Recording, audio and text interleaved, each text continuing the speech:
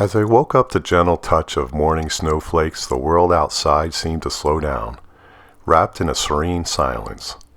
There's something magical about snowfall, do you think? The way it quiets the world, muffling the sounds of daily life and brings a sense of stillness to our bustling lives. The science behind it is simple. Fewer people venture out, and the snow itself acts as a natural sound absorber, dampening the noise and creating an eerie calm. But there's more to it than just physics. There's a certain beauty to waking up on a snowy morning feeling like you're experiencing a fleeting moment of peace. Today's agenda is straightforward. Clear the snow, get some fresh air, and capture some shots with my A6500.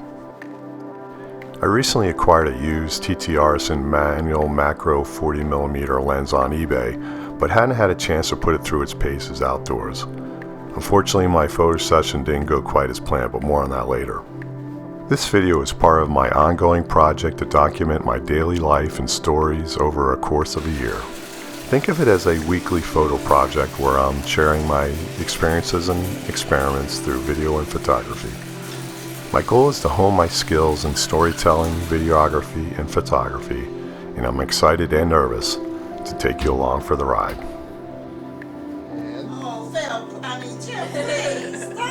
Hello everybody. My passion for documenting my family story began long before my wife Joanne and I tied the knot.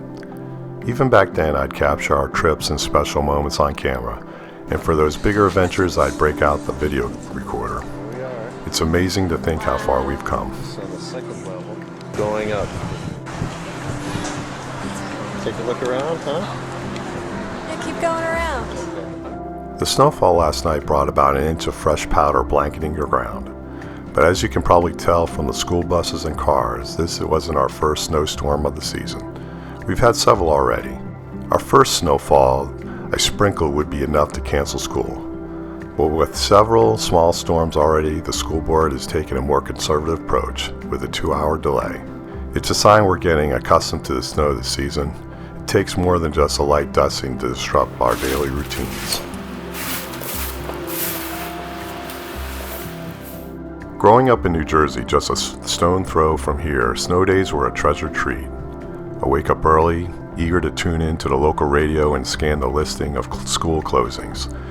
If my school wasn't listed, I'd wait with bated breath for the next update, hoping against hope that I hadn't missed it.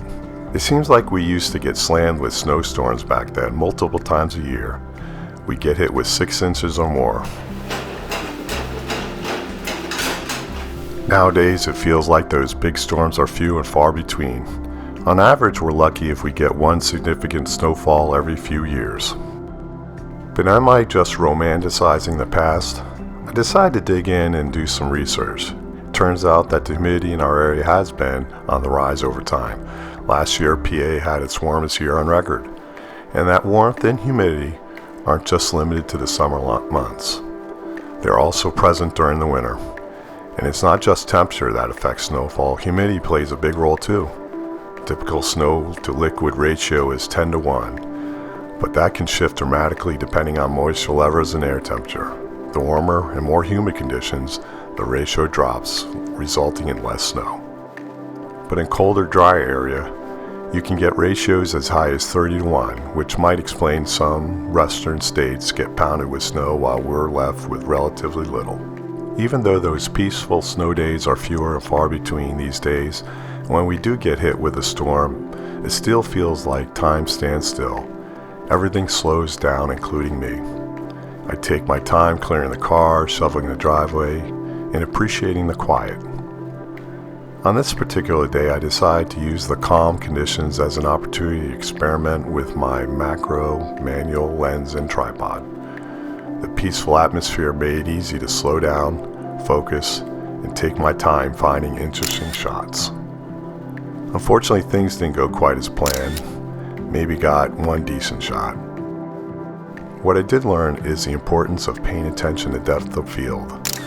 The depth of field is so shallow in a macro lens you need to stop down to at least 5.6. No way you can shoot close-ups open all the way. Valuable lesson learned the hard way. Never leave a hummingbird feeder filled with water during the winter.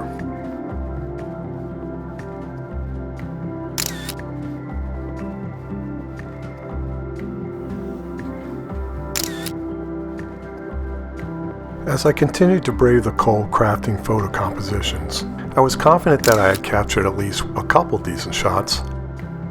However, it wasn't until I retreated indoors and reviewed my images on a large monitor that reality set in. With my aperture wide open at 2.8, the depth of field was way too shallow. After sulking for a while, I decided to make the most of it. With the camera still set up, I shift my focus to capturing a few indoor macro shots, hoping to salvage what was left of my photo session. I grabbed a few plants from the windowsill for a quick indoor photo shoot. I'll be sure to take more time to look closely to see what's in focus and to keep my aperture above 5.6. These shots went much better.